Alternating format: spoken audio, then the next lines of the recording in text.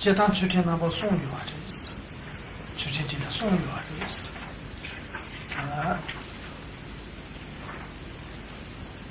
소타지 주체지야 지체. 아니 상주 선배 주체지, 정신지 주체지. 아니 송하게 주체지. 소타지 상신 송하 송기다. 근데 주체 송유화です. De façon générale, on distingue trois formes d'éthique, ou de moralité, d'éthique. Il y a l'éthique de la libération individuelle, l'éthique correspondant aux vœux de Bodhisattva et l'éthique des tantras.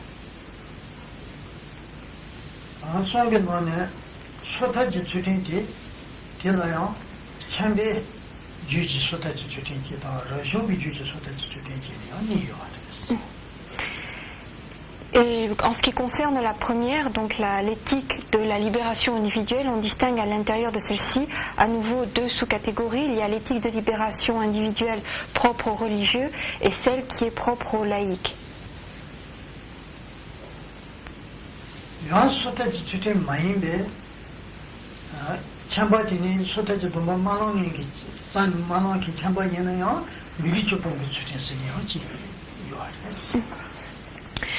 Mais on peut également considérer un autre type d'éthique qui ne correspond pas à un engagement l'engagement de la libération individuelle. C'est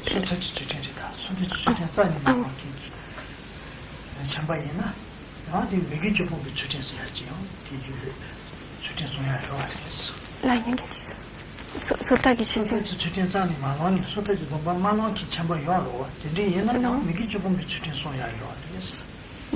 주제.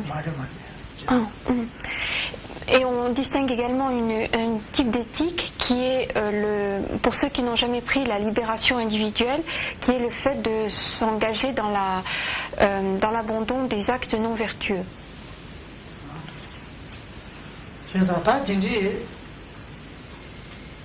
jamba기 지르다 수진이 용야디 진천은 가지레선다 jam바시에 산에다 뒤슈르다 세다 소지게 소로나다 수진이 시기요래 바람에다 대요하러와 파시 두요래 파시 두기나다 jam바지에 수진시야디 준생 지요래 준생 지요래 오렌다우지 나만의 jam바시 지주의 수진시에 고야 될 공이 도스 용고야 될 준생 요래스 Alors, dans l'enseignement des paramitas, donc des perfections transcendantes, il y a un ordre qui est toujours respecté à l'intérieur des enseignements donnés par le Bouddha.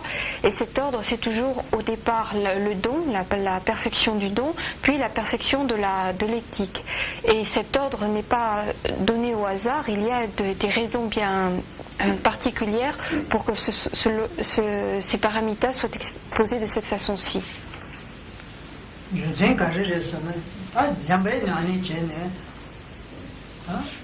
딜을 잡은 남기다 농시 용야 되지 가정 이세 사실에서 잠배 잡을 농시 용야지 저지 뭐래 아니 농시 김에 pompa 용비어서 농시 김에 pompa 매 pompa는 하고로 봐 농시 침부 연전 농시 김에 pompa로 와 농시 지 pompa서 유부터 줄래지 농시 매한 예상 농시 지 pompa로 와 제가 잠배 잡을때다 저지 뭐 농시지 몇 폰봐 농시 배부 요야 돼. 얘네야 잠배 나니 제제 추천 나니 맞게 봐 얘나 저지 뭐 딘리팅 투야 갈아 가고 요야 돼. 하다 미 지원에 또야 가버리. 만 미손에 지리 추천 마송이나 미손에 지나 잠배 잡을 농시티 미손 비테나 용그래 마도 지게 야 딘리팅에 취재하기 진진은 루트리요 말이야. Alors, ces deux perfections sont particulièrement importantes pour les laïcs parce que, ainsi qu'il a été enseigné les fois précédentes, la pratique du don va permettre à un laïc d'obtenir dans les vies suivantes une certaine richesse, une aisance matérielle qui lui permettra de continuer à pratiquer le dharma. Or, si effectivement cette pratique du don permet l'obtention d'un tel résultat, de jouir de telles richesses, elle ne détermine pas de façon automatique une renaissance dans l'une des voies d'existence fortunée, où l'être effectivement pourrait pratiquer le dharma. Et pour obtenir une telle renaissance, où l'on puisse continuer à pratiquer le dharma, il faut la pratique également de l'éthique, de la perfection de l'éthique. Sans la perfection de l'éthique, eh bien la personne renaîtra dans des voies d'existence infortunées, comme par exemple les enfers, où la jouissance de richesse ne lui permettra pas du tout de pratiquer le dharma. Donc c'est pourquoi il est important d'avoir les deux.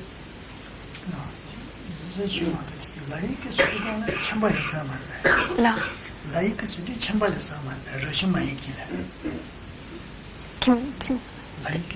Là.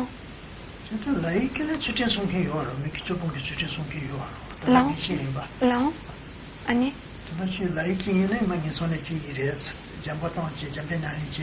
Tutti macina. Non. Non.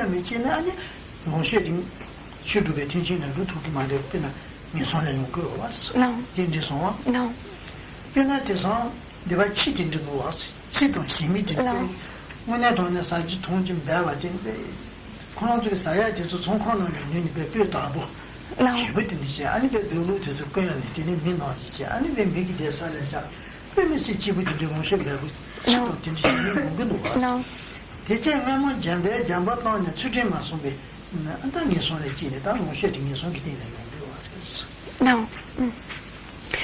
Donc il faut bien resituer. Donc cette pratique du don, elle est faite pour jouir de richesse dans les vies suivantes, mais cette jouissance de richesse est désirée afin de pouvoir pratiquer le dharma. Ce n'est pas pour le simple fait d'être riche que l'on pratique le don, mais pour avoir des richesses afin de pouvoir pratiquer le dharma. Et pour vraiment pouvoir pratiquer le dharma, eh bien, il faut avoir pratiqué l'éthique, car c'est par l'éthique que l'on peut obtenir dans le futur une renaissance dans des voies d'existence fortunées où effectivement la pratique du dharma est possible. S'il n'y a pas de pratique de l'éthique, eh bien, on reprend naissance dans des voies d'existence infortunées. Et à ce sujet, on peut penser, on peut examiner le cas des chiens et des chats dans nos pays qui jouissent de situations en général, de conditions matérielles assez bonnes.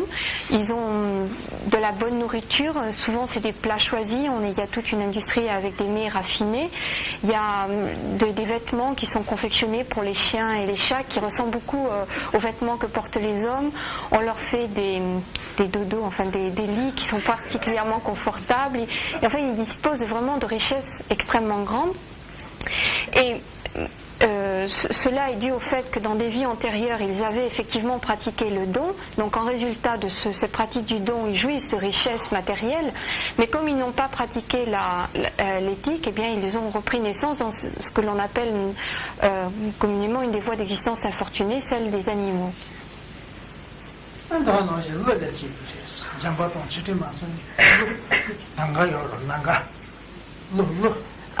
Nanga.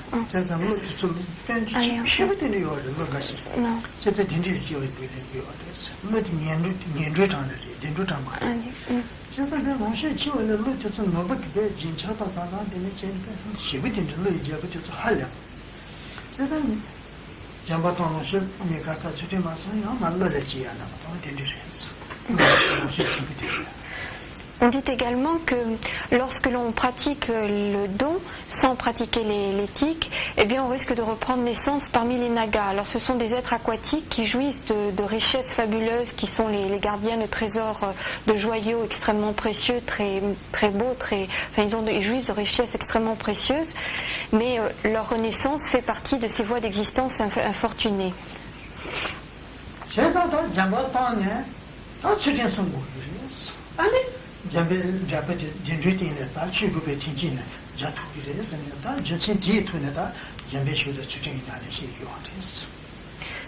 Ayant pratiqué le don, on va ensuite pratiquer l'éthique qui permettra d'obtenir une renaissance parmi les voies d'existence fortunées.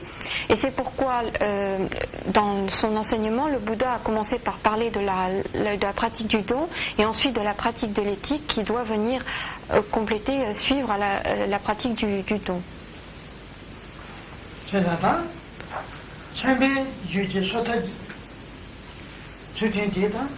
기내기 넘어서야지. 참배 기내기 넘어서야지. 지워졌어. 이내면이나 쇼타지 주진이었어. 기내기 넘어지. 기내기 사주세요. 김바. 참바. 기내세 참배 주지. 참바기로 참바기 되네. 기내도네 기내기 넘어지기나 기내기 넘어지야 쇼타지 넘어지. 쇼타지 넘어지야 몸이 요래. 제가 참배 주라 기내지 넘어 참바 기내지 넘어지 괜히 얘는 다 쇼타지 주지.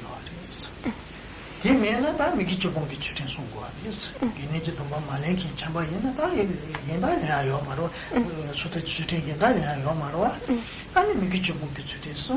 얘 돈이 안 장주 상대도 빨리 성하기도 빨리 또 이제 누구 하겠어.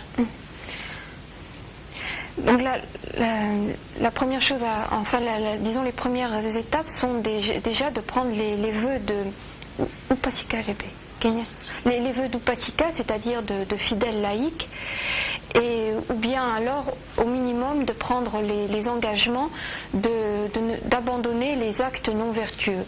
Donc en prenant les vœux de fidèles laïcs, les vœux d'Upasika, eh bien on s'engage dans l'éthique de libération individuelle.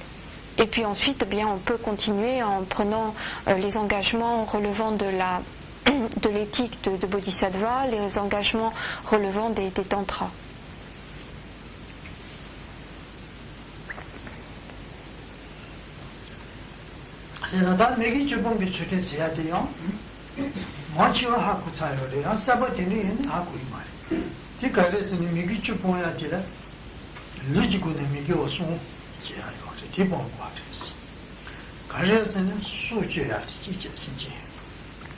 마신바는 봐서 고마워야 되지. 로버링이 와서 로인 지지. 내가 로버링이 와서 뒤지지. 계속이 루지고는 디바사야 미디어사야 기송이. 대체 오늘 주된 송과했어. 루지고는 송. 뒤지지잖아요. Alors, lorsque l'on parle de l'éthique qui consiste en l'abandon des actes non vertueux, cela désigne plus particulièrement l'abandon des 10 actes non vertueux. Ces 10 actes non vertueux, il y en a 3 qui se rapportent au corps, 4 à la parole et 3 à l'esprit. Donc les 3 relevant du corps sont... les 3... Non. Donc les 10 actes non vertueux sont les 3 par rapport au corps, les 4 par rapport à la parole et les 3 par rapport à l'esprit. Les 3 par rapport au corps désignent le fait de prendre la vie d'un être vivant, le fait de voler ce qui ne nous appartient pas, de voler ce qui n'a pas été donné et de prendre ce qui n'a pas été donné. Et le troisième point, d'avoir de se conduire de façon sexuelle, d'avoir une conduite sexuelle incorrecte.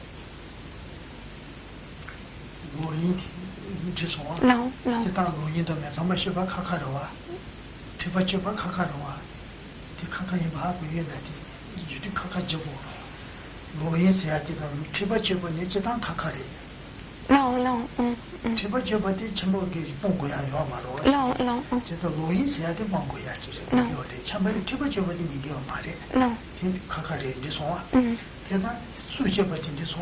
Oui. Le troisième point, c'est pas vœu de chasteté, c'est conduite sexuelle incorrecte. Hein. Non. 다 나기 군에 지요래 스미교사야지 주시야지 Non. 참아지 바로 사는 주시제야지 민 때는 이 초보 바로 주시제봐 나는 니기 지다가 니기 바로 주시제봐나 나는 니 초보들이 칸 나를 주시제봐나 밑에부터 써야지 쟤네 주시제야지 요로와 템부터 밑에부터 줘야지 특시제야지 요로와 주시제야지 뒤에서만 이제 참아지 아니 내가 다 치조만 왔어 아니 얘기 메가야기 얘기 신의 뇌야기 치티니 같이셔야지 치조만 왔어 담바이네라 점바이네라 과제 미메가야지 시나 다지 치조서야지 치조고스 그 전시가 있네라 담바시가 있네라 과제 미 신의 베강이 동나이 뭐야지 신의 메가야지 지 되는 같이 시베이나 이제 좀 나왔어. 아니 나체스니 아니 대다자니 명이 지키다. 지 슈도발라 파트체킹 파체체킹. 나네레 파체체킹 나네제야라데 파체체킹. 관중이 같이 다 police 제니 내포도 거와인지 쓰기도와. 주생 파이면 뭐지? 같이 신베드 저 돌아다니는 나체스. 어 진짜 시티 En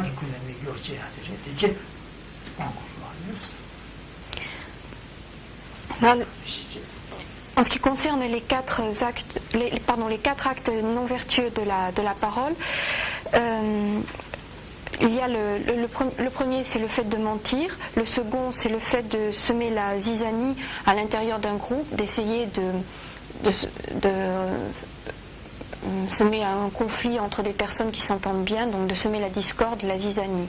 Le troisième acte, c'est de prononcer des paroles blessantes afin de causer de la peine à autrui, que nos paroles soient vraies ou qu'elles soient fausses, même si c'est vrai, le fait de prononcer des paroles blessantes qui vont causer de la peine est donc un acte non vertueux relatif à la parole. Et le quatrième acte, c'est le fait de de tenir des propos futiles qui n'ont, enfin Rinpoche dit n'importe quoi, enfin qui n'ont aucune utilité et qui en plus risquent de nuire à la pratique, qui risquent de causer du tort au dharma et à la pratique.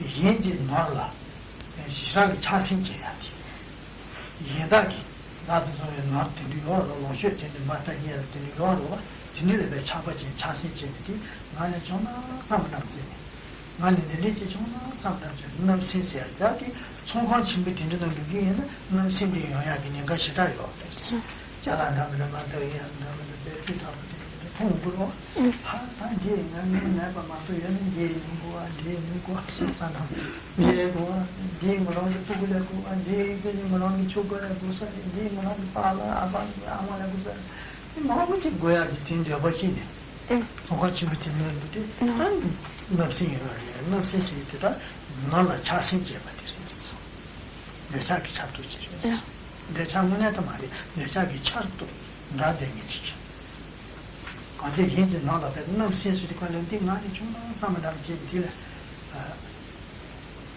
신수버들이다 신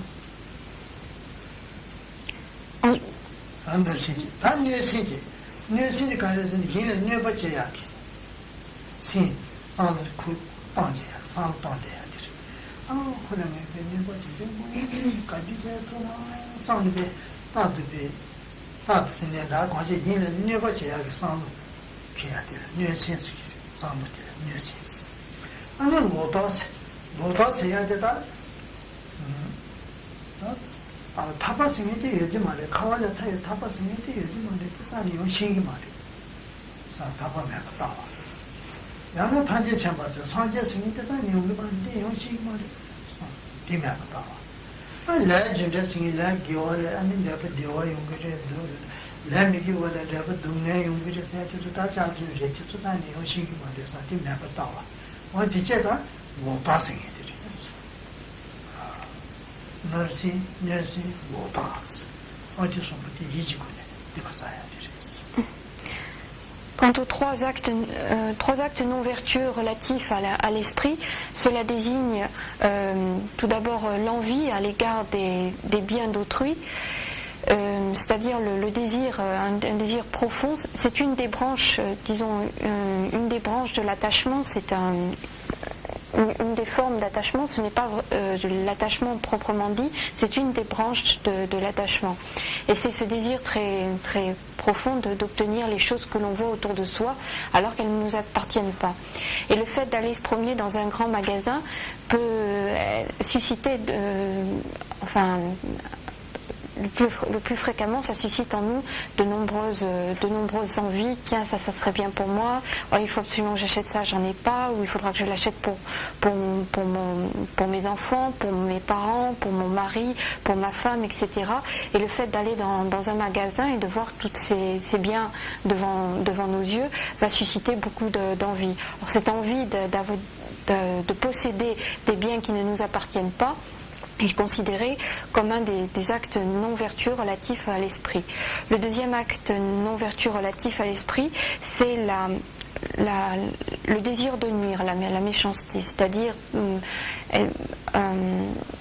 penser comment est-ce qu'on va pouvoir nuire à telle personne, quand est-ce qu'on pourra arriver à lui faire tel et tel tort, donc être en train de ruminer des pensées pour nuire à autrui, c'est un acte non vertueux relatif à l'esprit.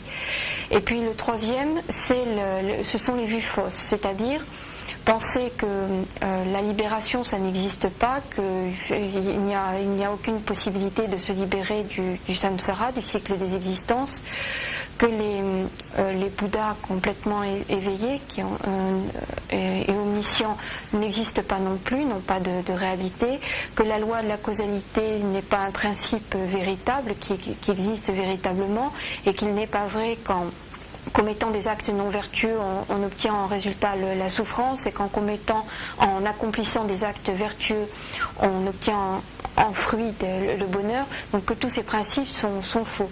Alors tout cela recouvre les vues fausses. Donc un acte non vertueux relatif à l'esprit.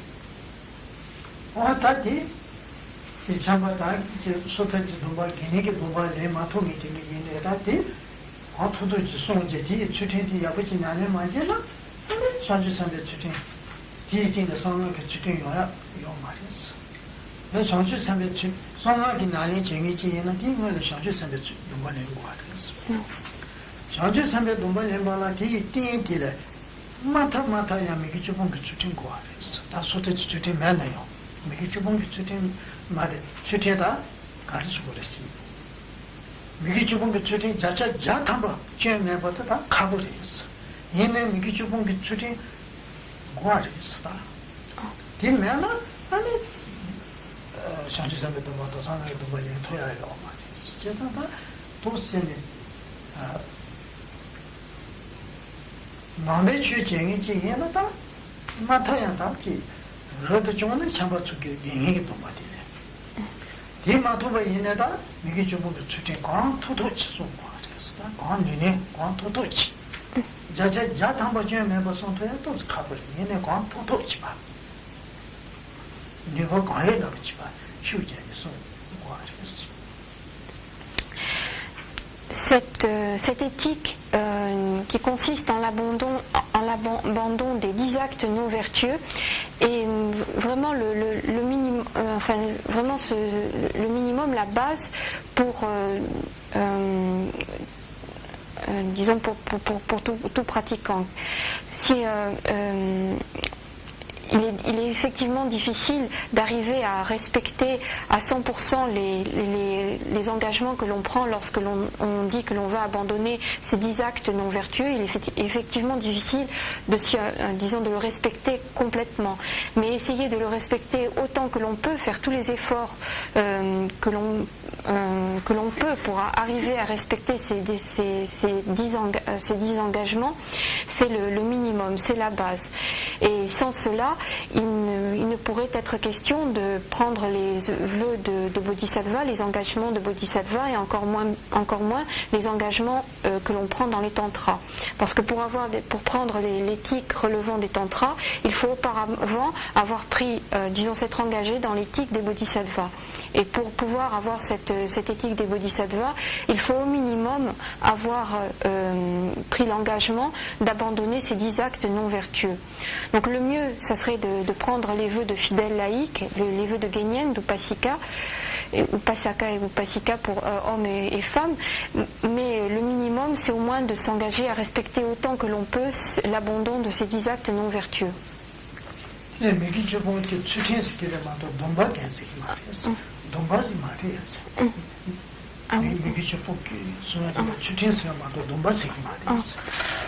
Alors, en ce qui concerne l'abandon des 10 actes non vertueux, on ne parle pas de vœux et d'engagement, mais d'éthique.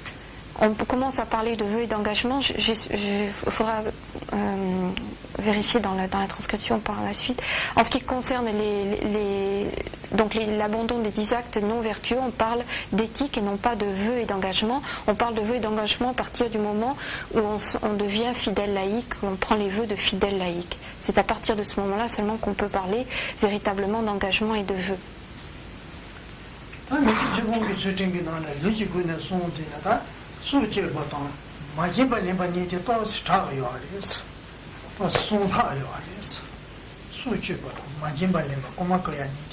Non. Allez.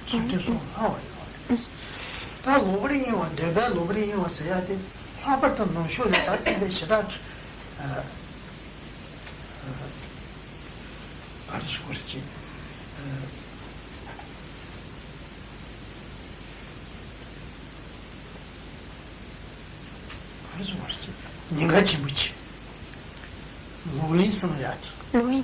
Louis Payati. C'est un Ningachimuchi. You are this, no should have. Louis Diller, Madame Mamushi, Mamu, you are this, Louis Diller, number Mama, Madame Mamu, you are this. I mean, Pinam Jishagina. Chitan Kona leg, young, I mean, Lella Trudiniki, Chibachi Soki Langachi, you are this. 지금 하면 렉 통하게 기분에 지 고가게 쓰기로다. 되게 망가뜨리겠어. 이 멤버게 랑 얘네 집어줘버리는 이 처음으로 로이랬어. 랑 얘가 더 얘기 집어 간지줘버리는 이 로이랬어. 이제 소화? No. 네, 뭐실래? 너네 취쟁이 쪽에 Donc en ce qui concerne le fait de pouvoir arriver à abandonner totalement ces actes non vertueux, on a dit qu'il était difficile de le faire de façon complète. Il fallait faire de son mieux. En ce qui concerne les 3 premiers actes, c'est-à-dire les actes relatifs au corps, le fait de ne pas prendre la vie, le fait de ne pas voler, ce sont des actes qu'il est quand même relativement aisé d'abandonner. Enfin, on peut arriver à abandonner assez facilement le fait de prendre la vie et le fait de voler. En ce qui concerne le 3e, c'est-à-dire le fait d'avoir une conduite sexuelle incorrecte, c'est un point qui est beaucoup plus difficile à garder, surtout en Occident. Et alors, dans les textes, il y a, disons, différentes catégories de rapports sexuels qui sont considérés comme incorrects et que donc une personne qui s'engage dans la voie du Dharma, un bouddhiste, devrait essayer d'abandonner parce que cela représente un acte corporel non vertueux et qu'il serait bon d'essayer de l'abandonner. Alors parmi les différentes définitions qui sont données, on dit notamment que le fait d'avoir un rapport sexuel par les endroits qui ne sont pas naturels, mais constitue une pratique sexuelle incorrecte. il faut le fait de ne pas procéder par les voies naturelles.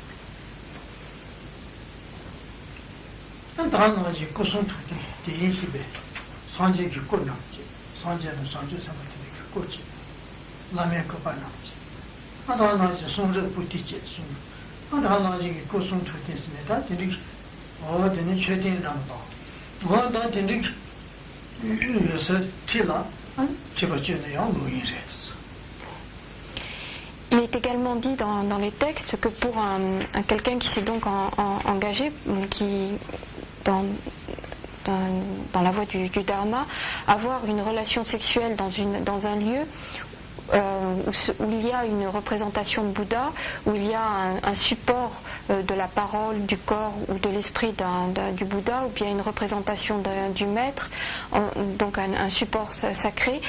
Avoir une relation sexuelle dans un tel endroit représente une conduite sexuelle incorrecte. Également, lorsqu'il y a un livre où est recueilli l'écriture, enfin l'enseignement du Dharma, donc chaque fois que l'on est dans un tel lieu, il faut éviter d'avoir une relation sexuelle. Sinon, ça constitue un acte corporel non vertueux.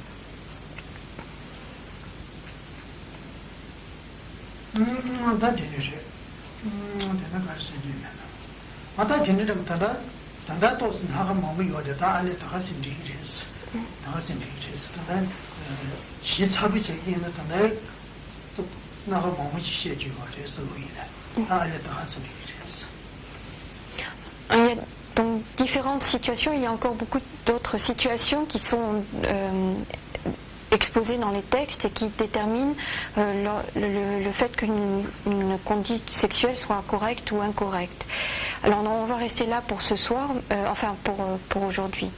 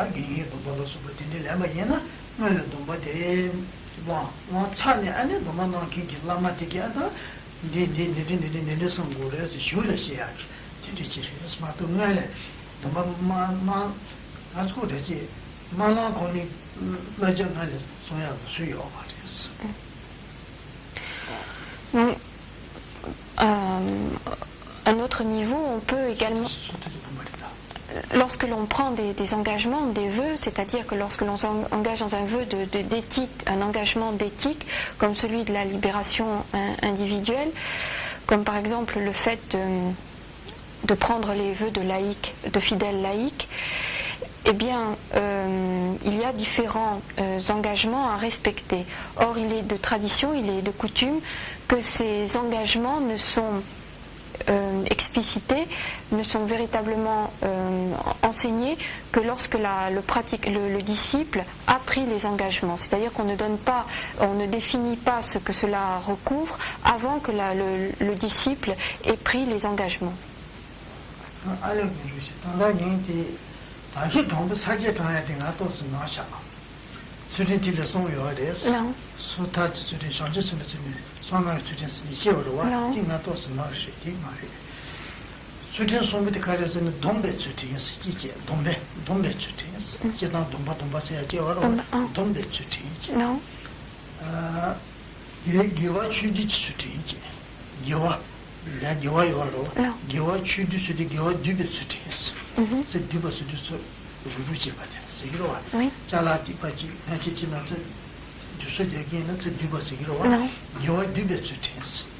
Non.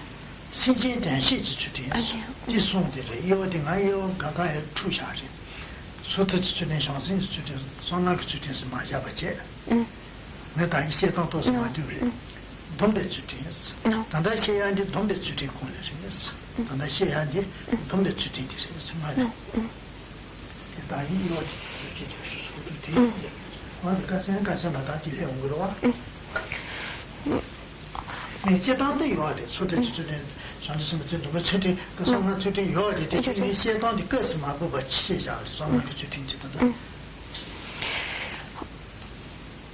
Il est vrai qu'il existe cette distinction, disons, lorsqu'on parle d'éthique, et s'il est vrai qu'il existe cette distinction entre éthique de libération individuelle, éthique de bodhisattva et éthique relevant des tantras, on distingue de façon plus générale trois types d'éthique, disons, qui englobent de façon beaucoup plus générale toutes les éthiques possibles, et ce sont l'éthique avec vœu, l'éthique avec engagement, l'éthique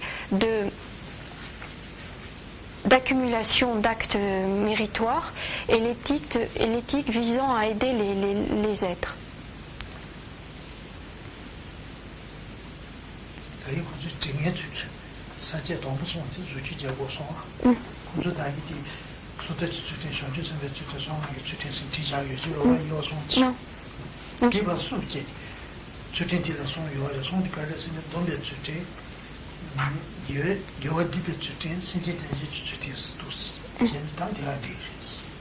Donc par la suite, lorsque l'enseignement sera retranscrit, il vaudrait mieux que l'on place au départ cette division beaucoup plus générale, beaucoup plus globale.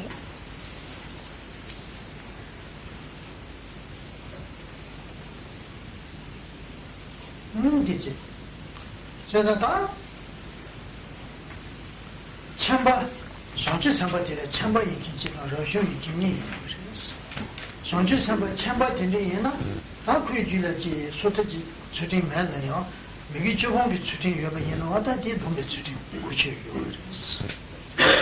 상주 참바 참바요로 Non. 대주주라다 개인이 동바 매바 얘나 Non. 아 미기 조공비 주진 여바 되요 그러고 와 Non. 어딜다 동배 주진 생기지 구체요 됐어 제다 donde tu t'es là là je qui du là yene changer samba rote tu moi qui yene da je te ne qui tu les longues dans ma carrière yene tu te ganda là donde tu t'es réglo Non. mais qui tu bon que tu t'es gagné qui tu t'es rana qui t'es qui je tu t'es rana qui longue tu t'es non tu te kan samba là donde tu t'es changer samba je qui yene Non.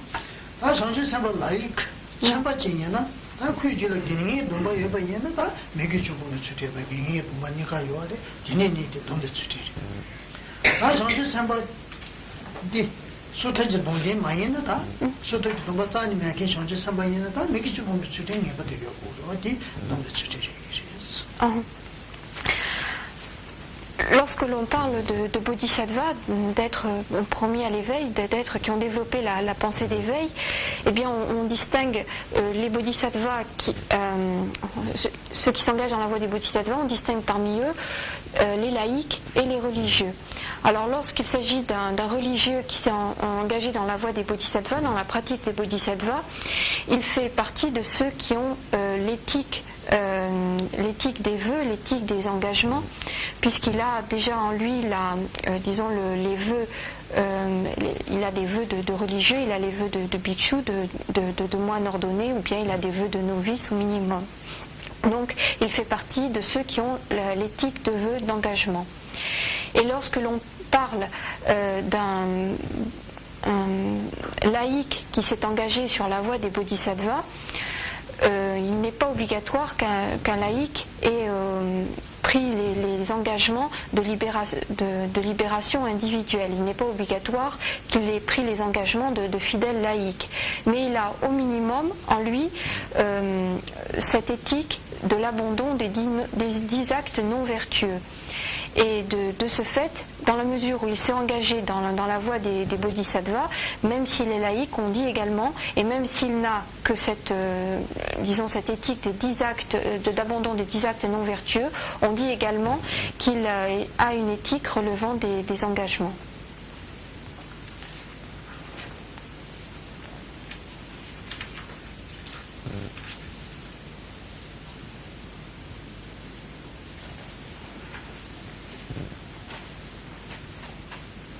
dübe tütün singidi çitanda paşi tuki nani tutu yo dübe tütün ha c'est un produit de simple tout qui n'a ni voir, chaton, pas du tout qui n'a ni tout ça, il y a du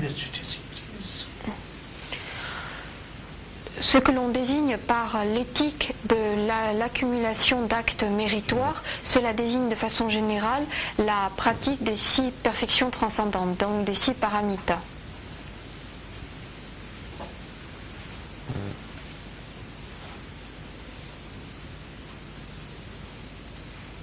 그게 도대 니부담 시위에다 겨 강제 바탕제 기타 강사 바탕제 르마 예수님께 겨 강제 바탕제 겨치디 기치디 코네 모르스 상주 선배다 상주 선배 띵 상주 선배 지기 다 르마기 겨 간디 제바 있는 르마 예수님 참만의 겨디 비치디 Et on peut dire également de façon plus générale que toute pratique méritoire accomplie par un être qui s'est engagé sur la voie des bodhisattvas est une pratique relevant de l'éthique de l'accumulation des actes méritoires. Qu'il s'agisse d'un acte physique, vocal ou mental, dans la mesure où il est méritoire et qu'il est accompli par un être qui s'est engagé sur la voie des bodhisattvas, cet acte devient une pratique de l'éthique d'accumulation des actes vertueux, méritoires.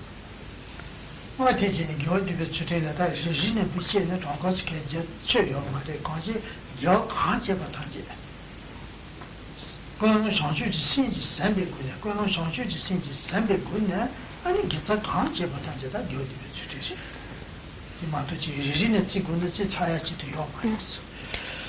il serait pratiquement impossible de donner en détail chaque acte qui pourrait être inclus dans cette éthique de l'accumulation des actes méritoires, parce qu'on n'en finirait jamais. En fait, on peut dire de façon générale, comme définition, que tout acte méritoire qui est accompli avec pour base, pour motivation l'esprit d'éveil, eh bien cet acte est une pratique relevant de l'éthique d'accumulation d'actes vertueux. 나 송바 생진 대시 주제에서 생진 지변 집에 주제에서 되다. 제단다 논대 용기노는 민다가 주치치 동거 주치치 우스로 주치치 시샤요 되다 님마디 지시이스. Maintenant, en ce qui concerne le troisième type d'éthique, c'est-à-dire l'éthique qui vise à œuvrer pour le bienfait des autres êtres, eh bien, cela recouvre en général 11 points. Donc 11 points que Karimboche va maintenant développer un par un.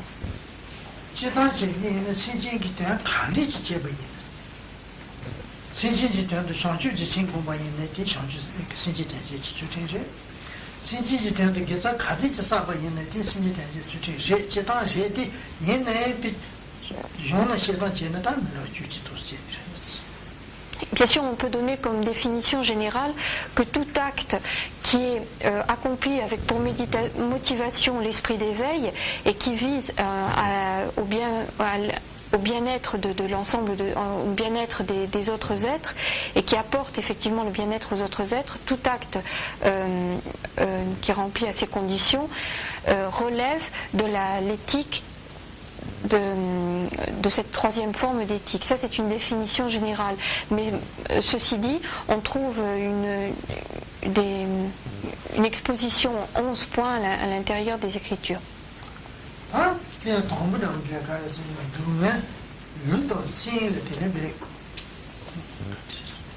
Qu'est-ce qu'il y a? C'est moi qui frotte. Ah, pardon.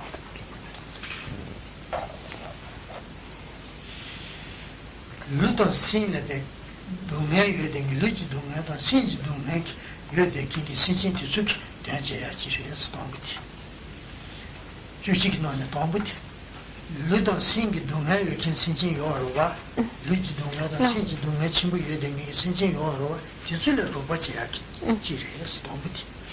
Alors le premier point, cela désigne plus particulièrement les actes qui vont aider les êtres qui souffrent physiquement et mentalement.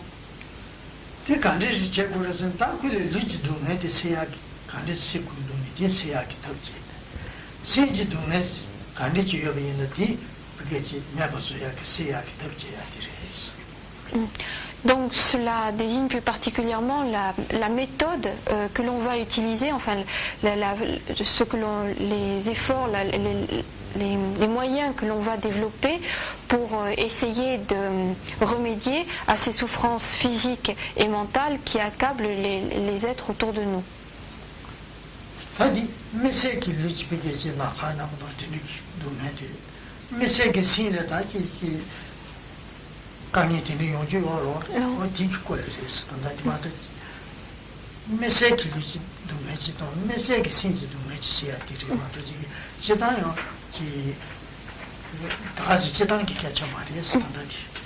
Donc là, ce sont un point bien particulier, c'est-à-dire des souffrances physiques comme par exemple comme la maladie et des souffrances mentales comme qui peuvent accabler certaines personnes. Donc ce sont ces points bien particuliers que l'on va chercher à résoudre pour apporter une aide à autrui.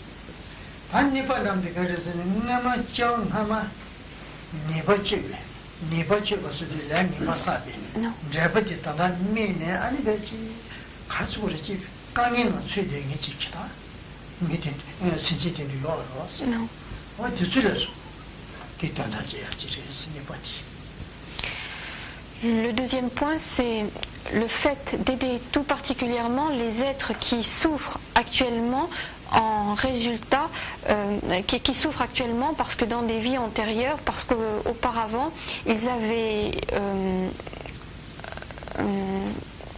commis des actes non vertueux.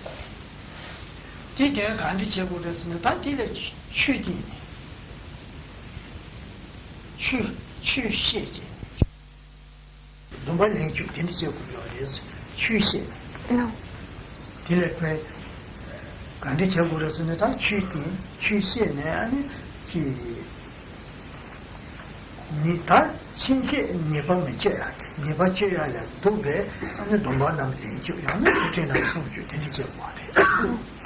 Alors dans ce deuxième point, plus particulièrement, on va exposer à ces êtres qui souffrent du fait de mauvaises attitudes, d'actes mauvais accomplis, commis antérieurement, on va leur exposer le dharma, leur exposer l'enseignement, et puis essayer de les inciter à prendre des vœux ou à s'engager dans une certaine éthique, puisque c'est par cette éthique, par cette prise de vœux, qu'ils pourront stopper cette attitude non vertueuse qu'ils ont eue jusque-là et qui est la source de leur souffrance actuelle.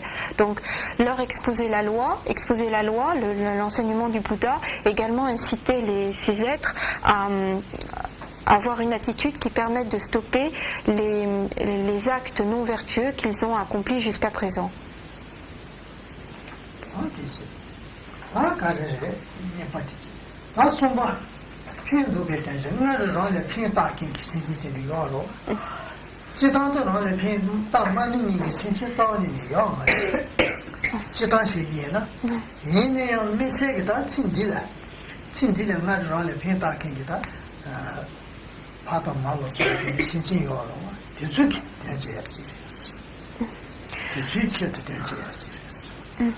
Le troisième point désigne plus particulièrement le fait d'aider ceux qui nous ont aidés, d'apporter une aide à ceux qui nous ont aidés. Alors, c'est vrai que de façon générale, l'ensemble de tous les êtres a fait quelque chose pour nous. Chaque être nous a aidés à un moment ou à un autre dans cette vie ou dans une autre. Et de façon générale, on doit éprouver une reconnaissance vis-à-vis de l'ensemble de tous les êtres. Mais là, dans ce cas précis, on s'occupe des êtres qui ont fait quelque chose pour nous dans cette vie-ci. C'est-à-dire, par exemple, les parents, des proches, des amis, etc., toutes les personnes qui ont pu agir qui nous ont apporté un bénéfice.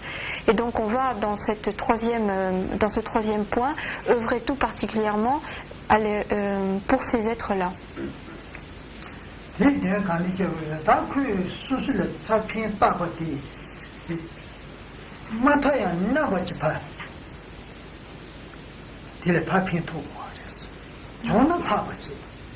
그저 가는 핀 가지지 다요 지총 Non. 딜을 하버지 파핀 다도나 저 대시 마토네 대도 나버나 나나남지 파핀 다도 Non. 대다야 디제과 그랬어 현도제가 Alors dans le cas de ce troisième point, l'idéal serait d'arriver à rendre plus que ce que l'on a reçu, c'est-à-dire à donner plus que l'aide que l'on a pu recevoir. Et au minimum, c'est de donner autant que l'on a pu recevoir. Non.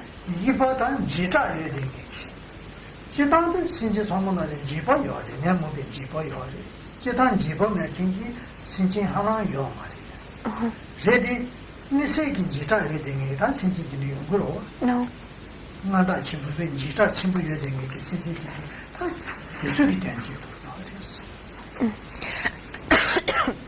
Le quatrième point, c'est de venir en aide à tous les êtres qui sont angoissés, qui éprouvent une grande frayeur, une grande peur. Alors de façon générale, c'est vrai qu'il est difficile de trouver une personne qui n'éprouve pas à un niveau plus ou moins grand une certaine peur ou une certaine angoisse.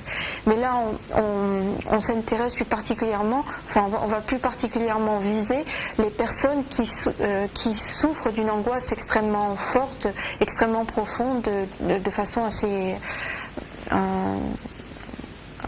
de façon assez fréquente, enfin qui souffrent véritablement d'angoisse.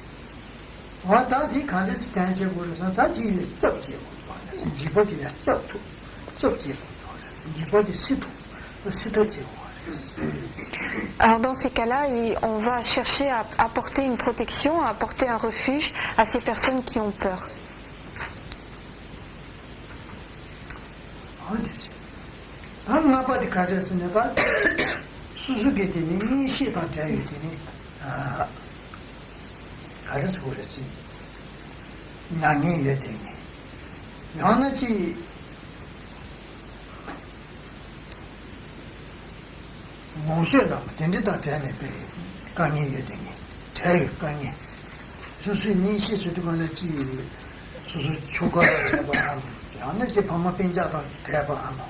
나는 수수 초과다 자산직 가져봐. 나는 수수 부부도 가져봐. 근데 돈에 간이 되지. 야는 수수 로시 다 되네 간이 되지. 로시 고말에 슈퍼나마다지 갈세니지 내가 제일 간이 하지 어로. 수수 니시 다 되네 그게 간이 되네. 야는 로시 다 되게 간이 되네. 대충 내가 미세게요. 대충 되지. Tu n'as pas, faut pas. Alors, le cinquième point, c'est d'œuvrer tout spécifiquement pour ceux qui souffrent de la séparation avec des êtres, d'être séparés d'êtres proches, d'êtres qu'ils aimaient beaucoup, ou bien qui souffrent de la séparation, d'être séparés de leur richesse, de leurs biens matériels. Alors, dans le premier cas, ça peut être le fait d'enfants qui sont séparés de leurs parents, de parents qui sont séparés de leurs enfants, d'un mari qui est séparé de sa femme et réciproquement, ou toutes les situations qu'on peut imaginer où une personne souffre parce qu'elle est séparée de gens qu'elle chérissait, qui lui étaient proches. Et dans le deuxième cas, cela peut être une personne qui vient d'être dévalisée, qui a perdu tous ses biens d'un seul coup, de façon abrupte, et qui souffre parce que soudain elle se trouve démunie et qu'elle est séparée des biens qui lui appartenaient. Donc on va apporter une aide à ces deux cas de figure.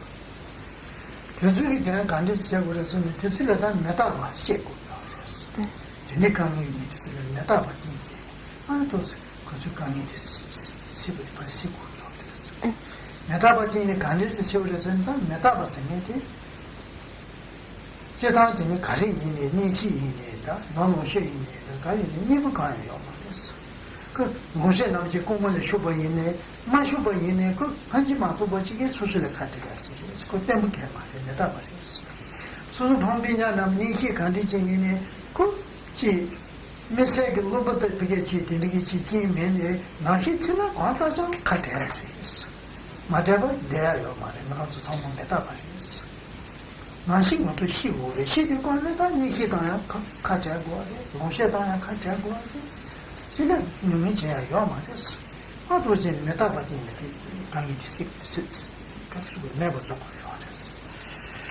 Dans ces deux cas de figure, il est bon de parler à ce moment-là à la personne de l'impermanence, de rappeler que tous les phénomènes sont impermanents, que les richesses, il arrivera un moment de toute façon où il faudra s'en séparer, qu'au moment de la mort on sera séparé de ces richesses, qu'il en est de même avec nos proches, avec ceux que nous aimons, on ne pourra pas toujours rester éternellement à leur côté, et que de toute façon il y aura un moment où l'on devra se séparer.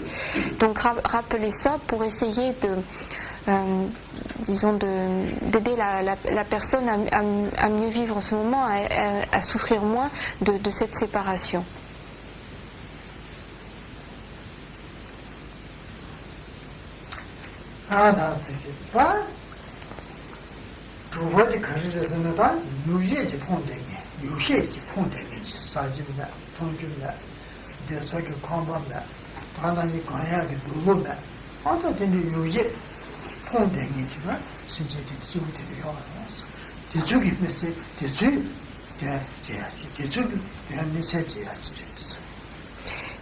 Le sixième point, c'est de venir en aide tout particulièrement aux indigents, à ceux qui sont complètement démunis, qui n'ont rien à manger ou presque rien à manger, qui ont très peu de choses pour se vêtir, qui n'ont souvent pas de lieu où habiter.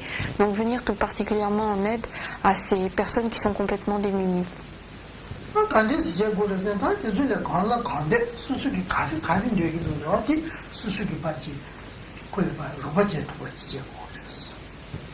Dans ce cas de figure, le pratiquant devrait à ce moment-là agir, essayer de satisfaire les besoins de la personne qui est complètement démunie, essayer de satisfaire au maximum les besoins de cette personne.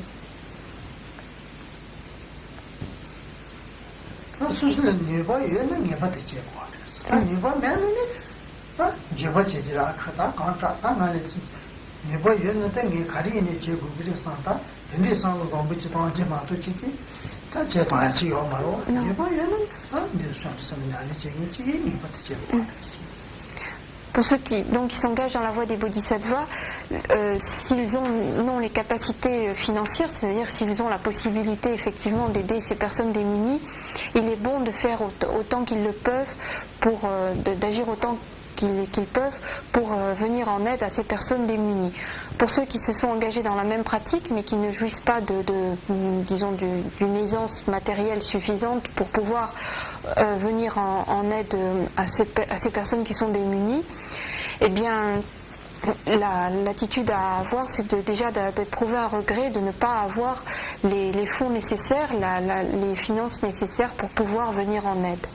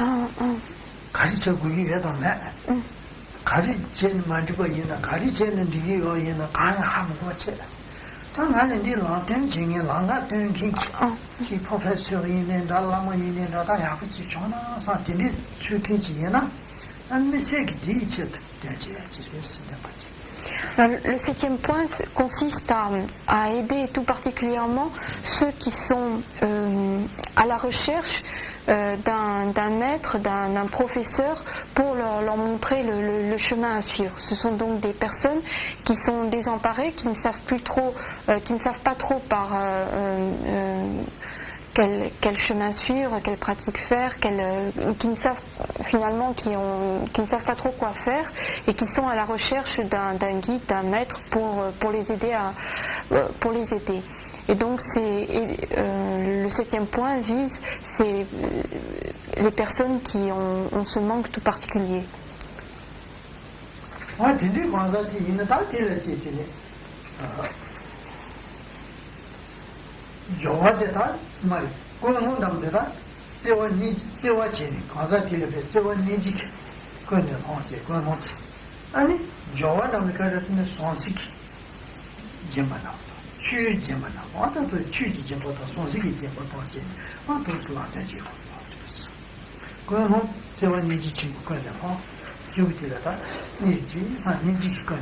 Non.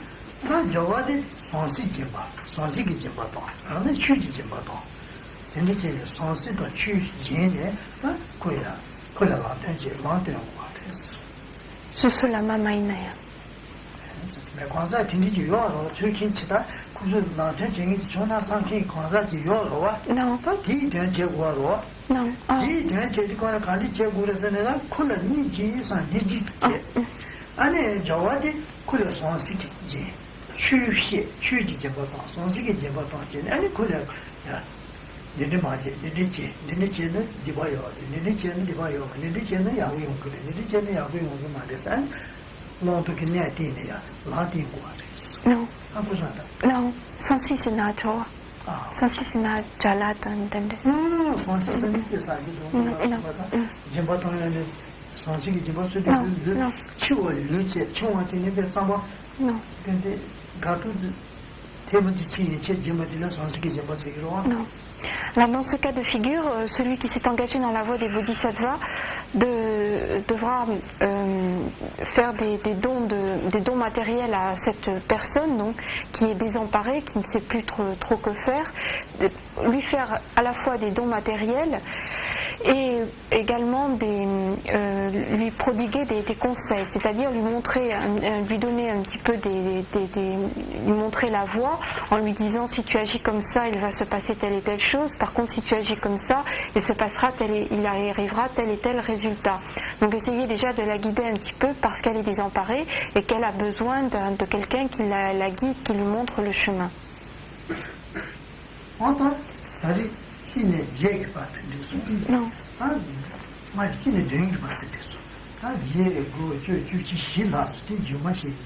Non.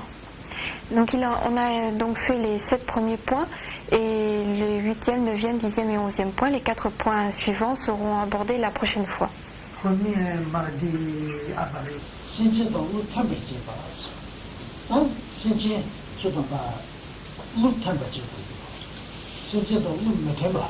신진기 상추던 여와진 게 이거봐.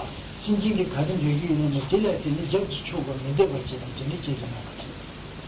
신진 쪽에 과거 관대 이게 코로나 쪽에 대바다 타니까 못해 봐. 전부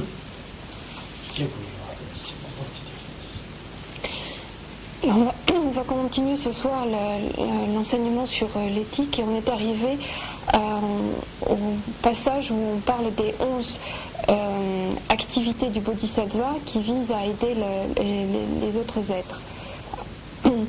Alors, on avait donc vu jusqu'à la 8e et on va donc passer à la 9e. Et la 9e activité du Bodhisattva, c'est d'avoir une...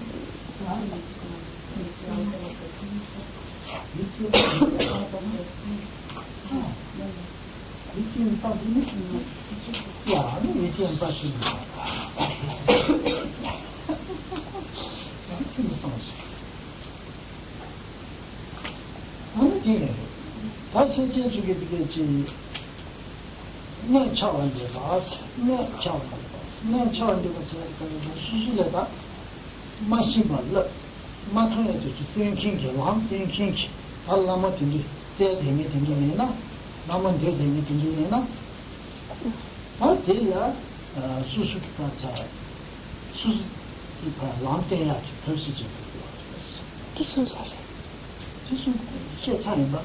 Non.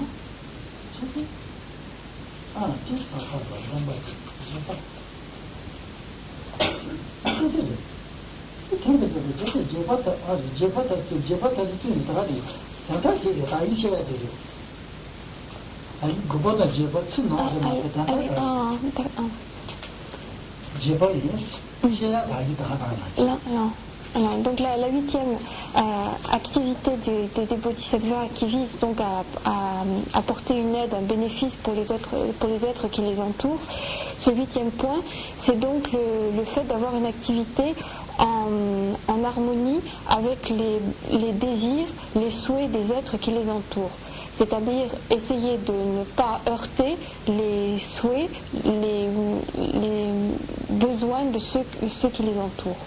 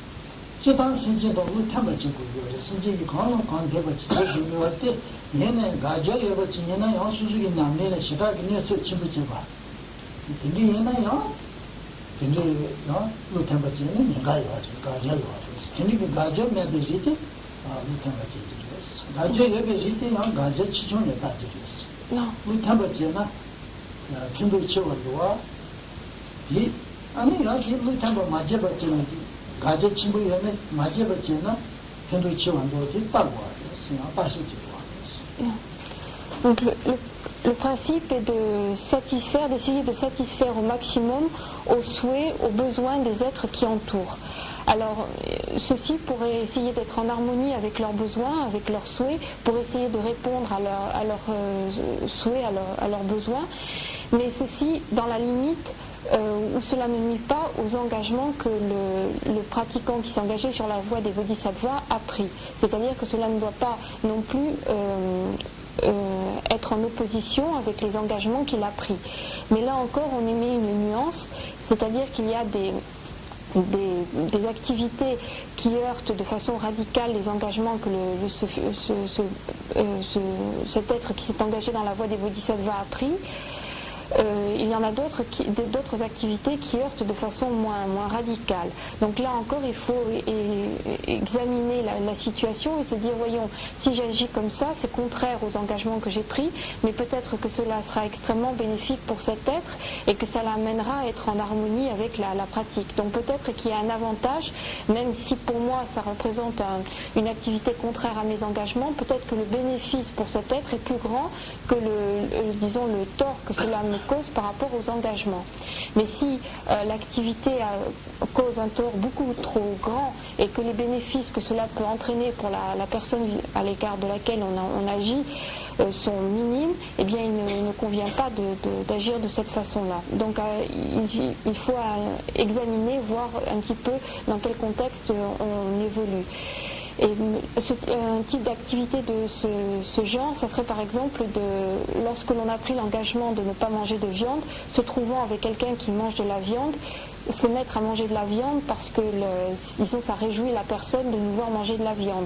Alors c'est quelque chose qui est contraire aux engagements que l'on a pris, et donc il faut vraiment examiner si ça apporte un énorme bénéfice de rompre cet engagement, d'aller contraire, d'avoir une activité contraire à ces engagements.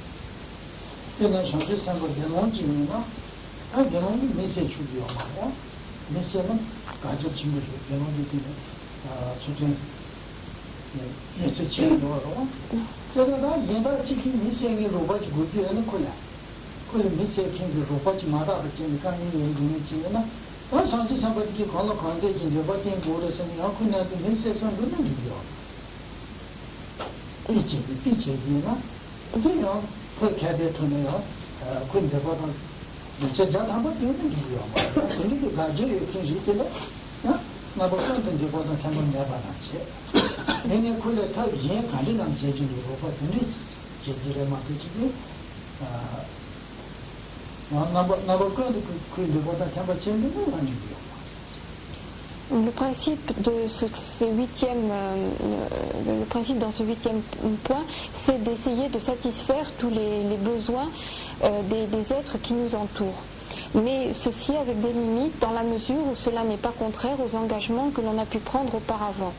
Par exemple, si c'est un pratiquant, enfin un religieux, donc un moine qui est entré dans la vie religieuse, qui entre sur la voie des bodhisattvas, il a donc parmi ses engagements le fait notamment de ne pas prendre la vie. C'est là un engagement important parmi les engagements qu'il a pris.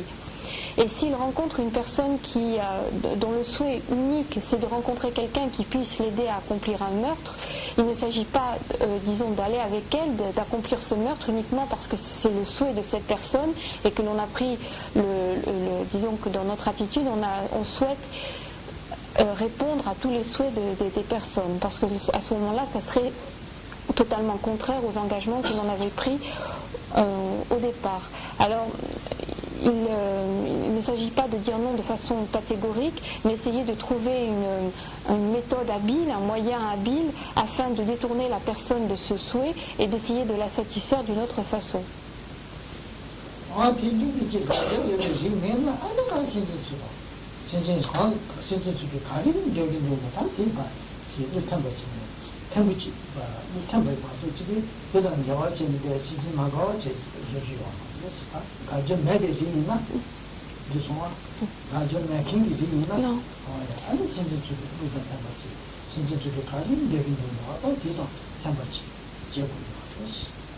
Donc chaque fois que ce souhait n'est pas contraire aux engagements que l'on a pris, il s'agit donc de répondre aux souhaits des personnes qui nous entourent, et on va souhaiter répondre aux souhaits, satisfaire les souhaits des personnes qui nous entourent afin de les réjouir, puisque le but c'est de leur apporter un aide, donc de les réjouir.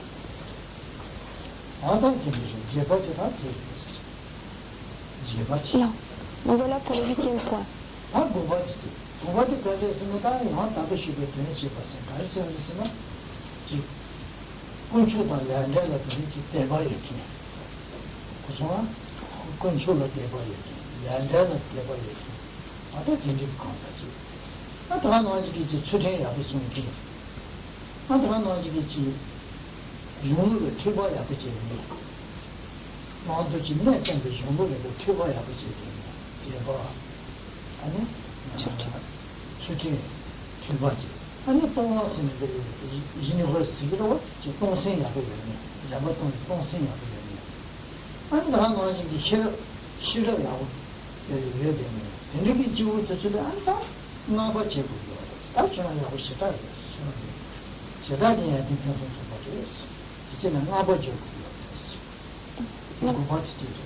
Ne pas se mettre.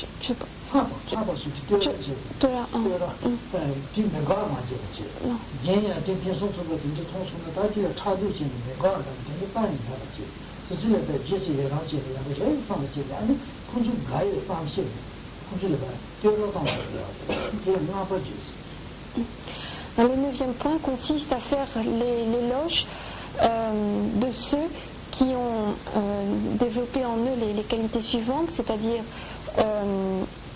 soit ce sont des êtres qui ont une foi très grande à l'égard des 3 joyaux, ou bien une foi très grande, une confiance très grande à l'égard de la loi de la causalité, ou bien ce sont des êtres qui ont une éthique très bonne, ou bien ce sont des êtres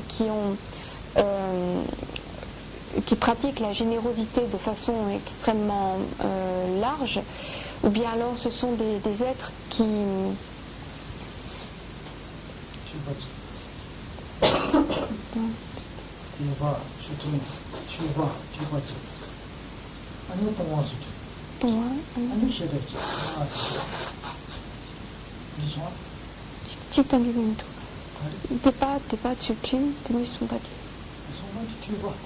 Alors, ou bien ce sont des personnes qui ont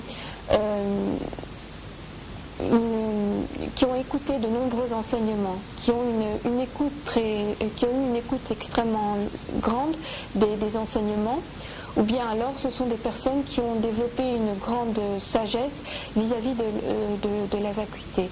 Donc vis-à-vis de toutes ces personnes donc, qui ont développé de telles réalisations, de telles qualités en elles, eh bien il convient de faire des éloges, de les,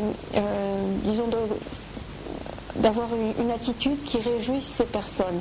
Et il ne convient pas du tout d'éprouver de la jalousie à leur égard ou bien de la colère, enfin d'avoir une attitude qui pourrait assombrir, qui pourrait attrister ces personnes.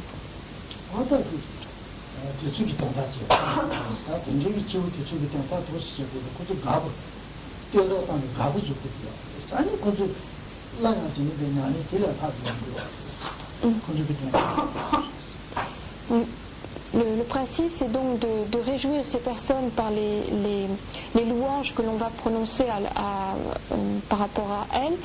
Et en fait, on cherche à les réjouir afin qu'elles continuent à pratiquer dans ce sens. Alors,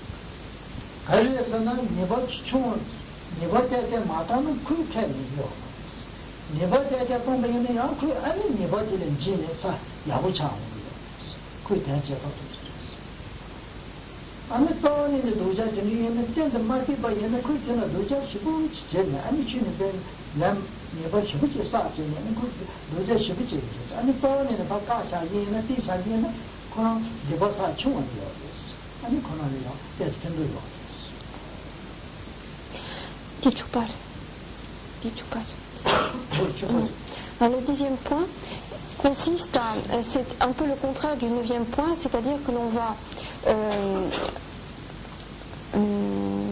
invectiver un petit peu ceux qui ont une attitude, une pratique non correcte, c'est-à-dire ceux qui n'ont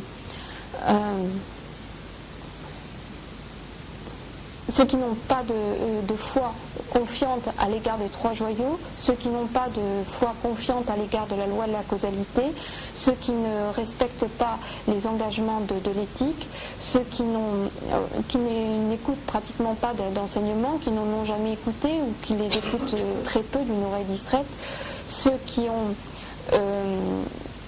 ceux qui ne pratiquent pas la générosité, qui ne sont jamais prêts à donner quoi que ce soit, et enfin ceux qui n'ont, lorsqu'on dit qu'ils n'ont pas de sagesse, c'est plutôt ceux qui ont des vues erronées, c'est-à-dire que ce sont plutôt des pratiquants qui refusent de penser, qui n'acceptent pas l'idée de la vacuité par exemple, c'est-à-dire qu'ils ont des vues erronées.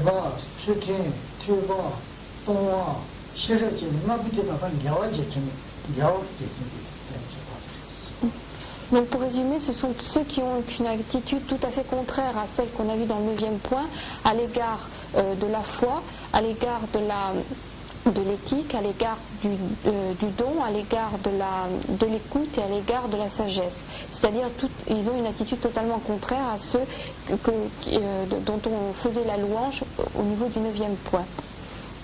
Alors ces personnes donc, qui pratiquent de façon incorrecte, eh bien on va chercher à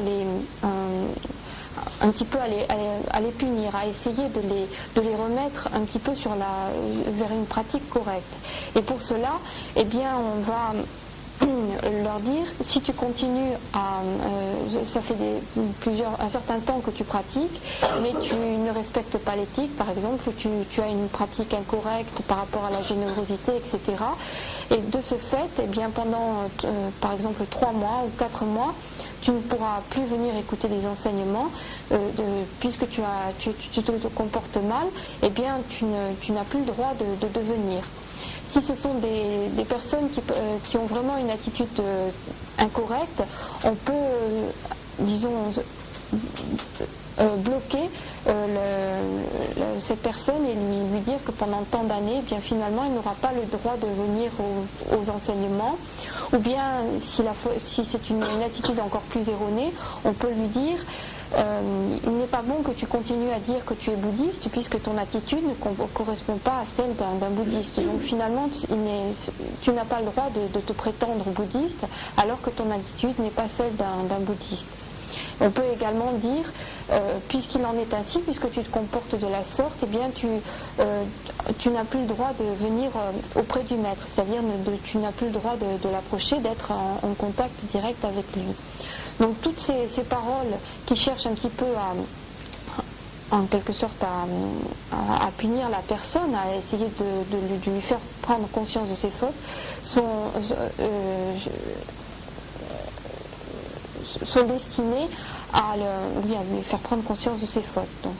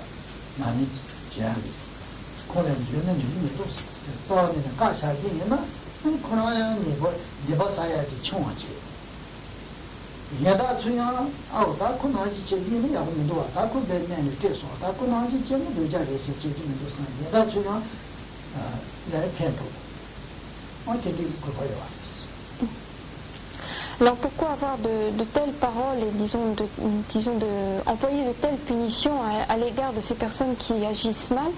eh bien, lorsqu'il s'agit de punitions qui ne sont pas très fortes, comme par exemple interdire pendant 3 mois ou pendant un certain nombre d'années à cette personne, à ce pratiquant d'approcher les enseignements, d'écouter un enseignement, ces punitions qui sont qualifiées de moyennes ou de relativement petites visent à améliorer la personne, c'est-à-dire qu'elles vont lui permettre de réfléchir et peut-être de s'améliorer. Il pourra revenir vers l'enseignement avec une meilleure attitude. Lorsqu'il s'agit de punitions considérées comme grandes, lorsque par exemple on exclut totalement la personne des enseignements d'un centre ou même de la présence d'un maître, eh bien c'est afin que cette personne ne s'enfonce pas encore plus dans une attitude erronée. Si elle continue à prétendre qu'elle est bouddhiste, à prendre des engagements qu'elle ne respecte pas, à avoir des vues erronées par rapport à ce qu'elle entend, et bien finalement elle ne fait qu'accumuler encore plus d'actes négatifs. Et à ce moment-là, il vaut mieux carrément qu'elle se retire que de continuer à avoir une attitude qui devienne de pire en pire, dans la mesure où elle reste toujours liée à l'enseignement. En outre, si on exclut de la sorte cette personne, eh bien cela peut servir de modèle à ceux qui assistent également aux enseignements, qui peuvent comprendre qu'en agissant de la sorte, en agissant de façon incorrecte, eh bien en fait on risque d'être exclu. Finalement l'attitude n'est pas bonne. Et donc c'est pourquoi il y a des punitions si sévères qui sont prononcées à l'égard de personnes qui ont une attitude véritablement incorrecte.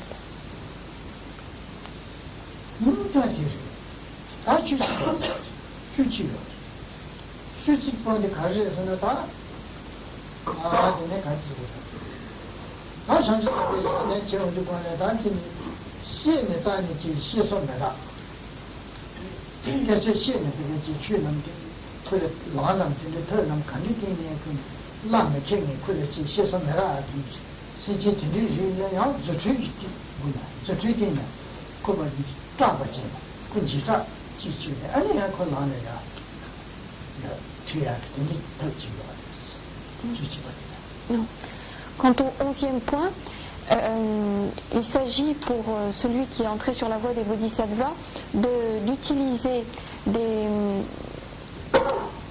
méthodes extraordinaires, enfin des procédés un petit peu magiques pour faire des émanations qui vont causer une certaine frayeur à ceux qu'il cherche à convertir, à ceux qu'il cherche à aider. Alors, il y a des fois où le simple fait d'exposer la loi ne suffit pas. La personne à qui s'adresse le bodhisattva reste tout à fait imperméable à ce qu'on va lui dire, et le simple fait de parler n'est pas suffisant. Alors, dans ces cas-là, celui qui est donc entré dans la voie des bodhisattvas va utiliser des émanations extraordinaires, magiques, différents procédés pour se manifester de façon assez terrifiante, ou disons de façon assez fascinante, pour que la personne qui se trouve en face de lui soit saisie par le côté remarquable, extraordinaire de ces manifestations, et du coup soit convertie, enfin adhère aux enseignements qui sont donnés.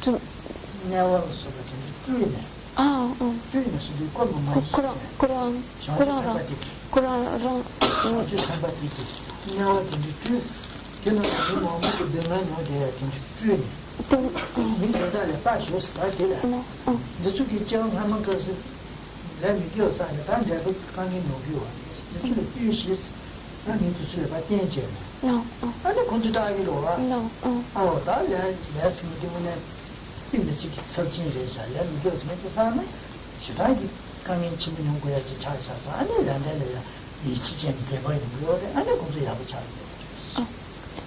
근데 너무 군대가 다시 다도 하고 지 도시 아니 특별히 생각나 non, non.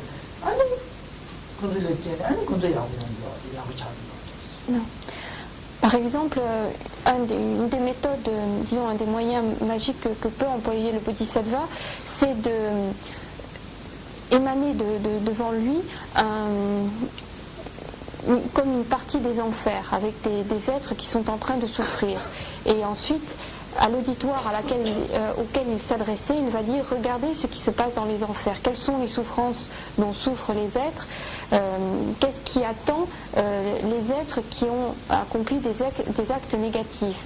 C'est parce qu'ils ont agi de façon négative dans leur vie passée qu'actuellement ils souffrent de la sorte, de façon si atroce dans les enfers.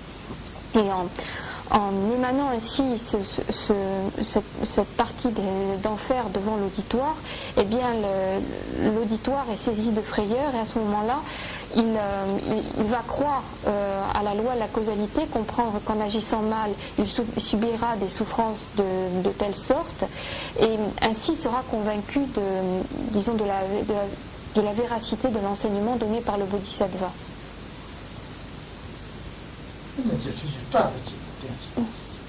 나요. 주주진 담을 지어서 주주진 담을 지어서 이 된된 배제 따바체 고야는 된된 매나요. 나가 실에 배제 주준 담을 같은 게 전에 잡아도 그 조주스 그래. 주주도 같이 집어. 때에 매바 하나. 얘는 내가 진짜 최치비 되는데. 맞아 되는 게 주번다. 주준 담을 같은 게. 아니 사실 예다 저 아니다. 나마다 대바지죠. 나니 제 대바지죠. 공부지가. 어떤 견디지네. 아야 나베라. 타바토야 말이야. 쳐야지. 나도 해야지. Donc ça c'était une des méthodes qui, en suscitant la peur dans l'auditoire, grâce à ces émanations magiques, va convaincre l'auditoire, par exemple, de la véracité de la loi de la cause à effet. Mais le Bodhisattva peut également utiliser des procédés magiques pour faire naître la foi, la confiance dans l'auditoire. Et par exemple, il y a eu des fois où le Bodhisattva montait dans l'espace et le haut du corps prenait feu, tandis que le bas du corps laissait tomber une pluie d'eau. Donc il y a, par ce procédé extraordinaire, la foule, enfin l'auditoire qui regardait le Bodhisattva, éprouvait alors une grande foi, une grande confiance à l'égard de cet être, et du coup éprouvait une grande foi également à l'égard de l'enseignement et cherchait à progresser le long de la voie qui mène à l'état de Bouddha. Donc c'est un moyen, par ces artifices magiques, d'amener les êtres à développer en eux la foi confiante.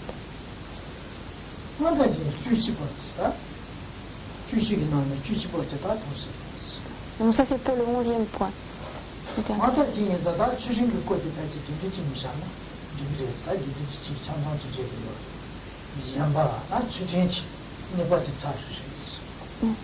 Donc voilà pour en ce qui concerne l'exposé de l'éthique. On a donc fait la générosité, première perfection transcendante, et vient l'éthique, la deuxième perfection transcendante.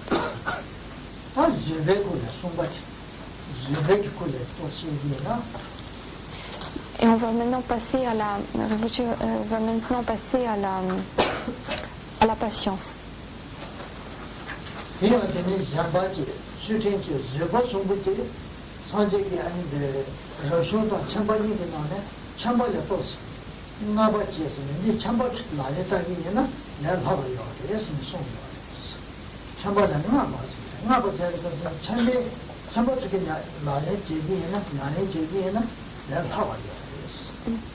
Donc ces trois premières perfections transcendantes, ces trois premières paramitas, on dit qu'elles sont plus aisées pour le laïc qui va s'engager sur la voie des bodhisattvas. On peut s'engager sur la voie des bodhisattvas quand on a on est entré dans la vie religieuse ou bien lorsque l'on est encore laïque. Et ces trois premières paramitas sont plus aisées, disons pour un laïque, ce sont les plus aisés.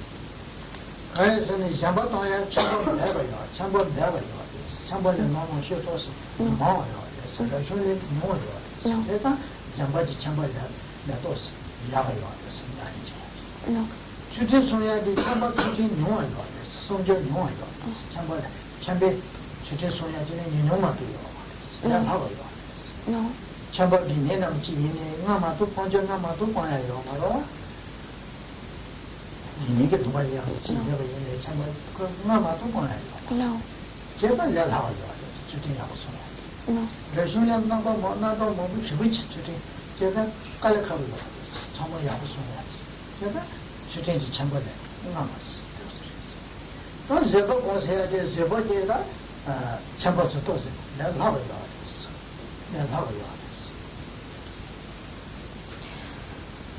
Alors, pourquoi dit-on que ces trois premières paramitas sont plus aisées pour les laïcs?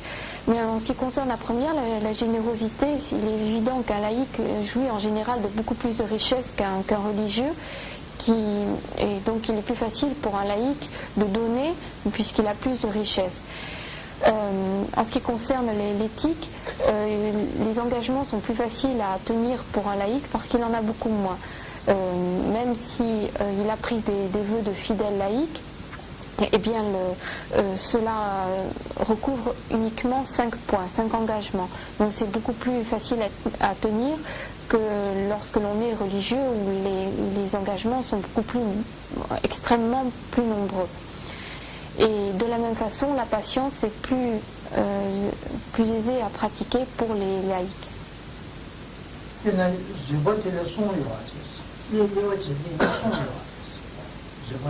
Non.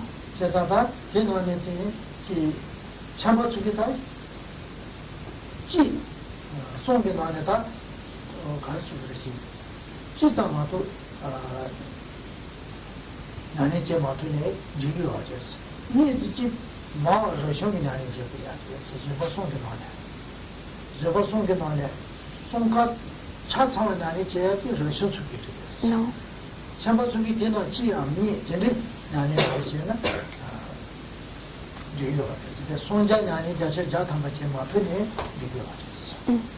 Pourquoi dit-on que la patience est plus facile à pratiquer pour les laïcs?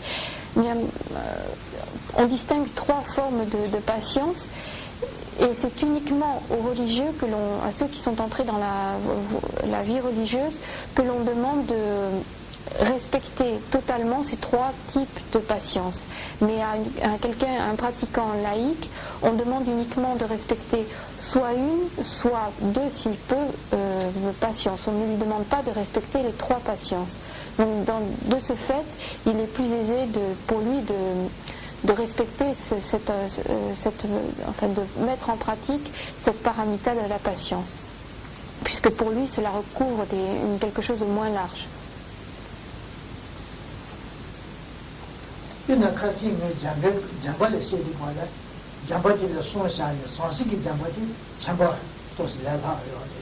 Non.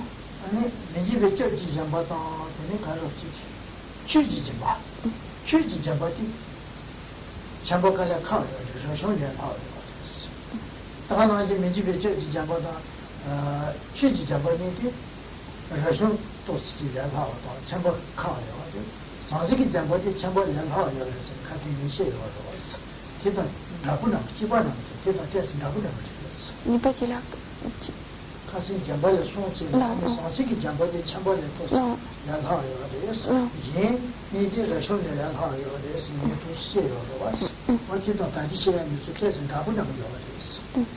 On peut rapprocher ceci de ce qui avait été dit à propos de la pratique de la générosité, de la perfection de la générosité.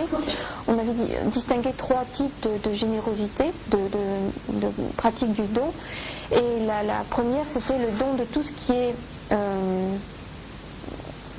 matériel, je crois, on avait traduit comme terme de don matériel, et celle-ci était beaucoup plus aisée à pratiquer pour ceux qui sont laïcs, alors que les deux autres formes de pratique du don, le don de protection et le don du dharma, sont plus aisés pour quelqu'un qui est entré dans la vie religieuse.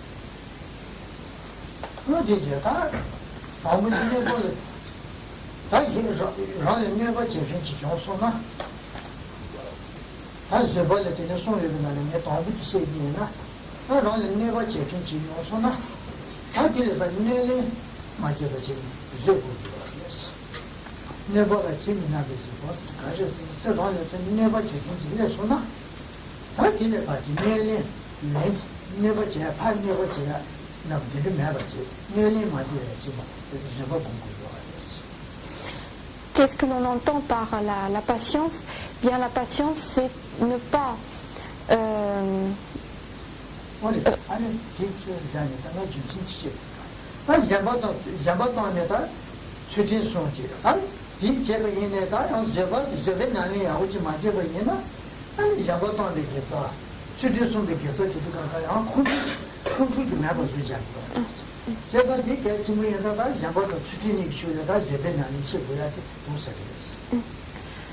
Pourquoi parler en troisième point de la patience, après avoir parlé de la pratique du don et de la pratique de l'éthique?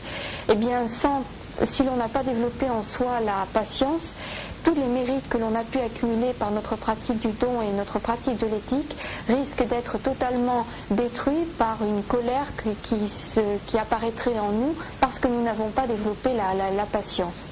Et c'est pourquoi, après l'exposé de la pratique du don et la pratique de l'éthique, on passe à l'exposé de la pratique de la patience.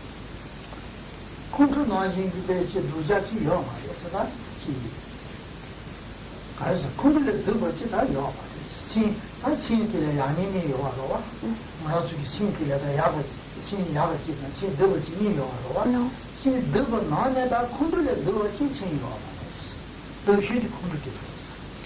Il n'y a rien de pire que la colère qui peut se développer en nous. Notre esprit peut avoir un état positif ou un état négatif. Et parmi les états d'esprit négatifs que l'on peut développer en nous, l'état de colère, la colère est ce qu'il y a de pire.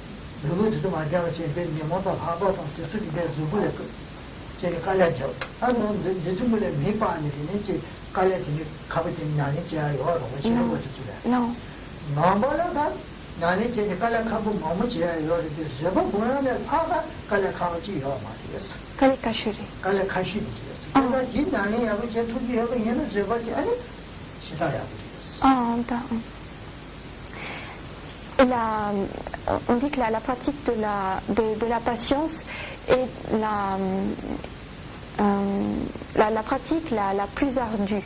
C'est, de façon générale, la pratique du dharma n'est pas quelque chose d'aisé, mais par la pratique de la patience, eh bien, une fois que l'on a réussi à développer en soi la patience, eh bien, on a franchi l'obstacle le plus gros. Il n'y a pas de pratique plus dure que la pratique de la patience.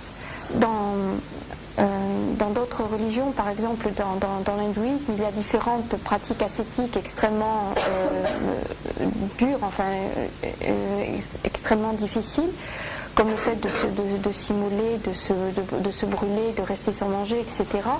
Mais tout cela, cela n'est rien comparé à la pratique de la patience. C'est beaucoup plus difficile. Et une fois qu'on a réussi à développer cette pratique de la patience, eh bien, il n'y a plus de difficultés insurmontables dans la pratique même du dharma.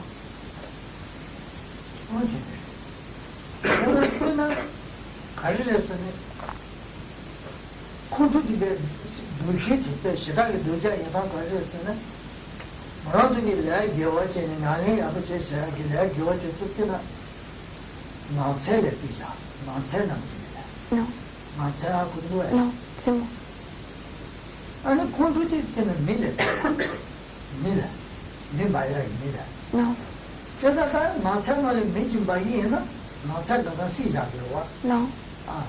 nansai dada mebu zugirwa 아 이게 콘도 노자지 콘도 잡이 지래서나 런지지 겨가가 내가 주자. 아 이게 기타가 내가 주자. 아고서 Non, c'est ça. 겨와지 나차 제가 나차 무슨 시도 좀 오지. 나차 시도 포가. 제가 겨와지 나차를 비자. Non, 내를 비자. non. 아 콘도 노자에다 가지고서는 나차게 노래 미치바이 해는 나차가 시작이로와 미디 아나지기 콘도 노자지 사소는 다부지 사소는 런지지 겨와지 참만은 내가 주자. Non. Alors, on dit que la colère est ce qui peut arriver de pire parmi les états d'esprit négatifs. Et on compare tous les actes vertueux que l'on a pu accumuler auparavant, donc tout ce karma positif que l'on a pu accumuler auparavant, à une forêt, et la colère au feu qui, en quelques instants, peut détruire cette forêt, peut complètement la brûler.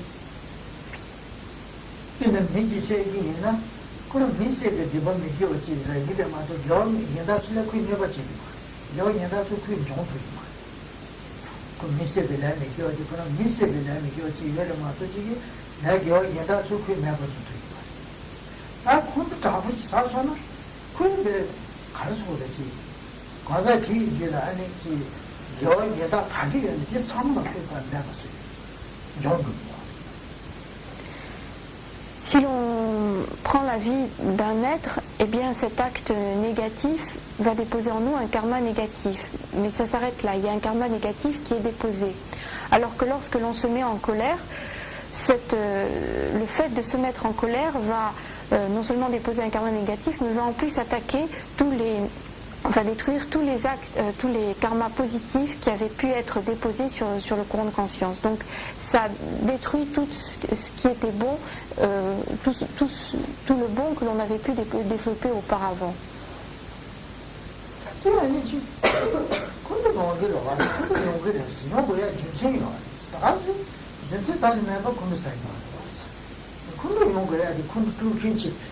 화르무치기 아니 콘도야 와야 더제 콘도디 와야 카요 말이야 콘스타긴 그냥 콘이 와야 돼 화르무치기 다시 진진 여기 와서 지상이로 왔어 나도 제 빈들로 왔어 레디 인 준생 못 받았어 준생 못 받았어 준생 하다 못 받았어 화르무치기 진진에 용거래 담바래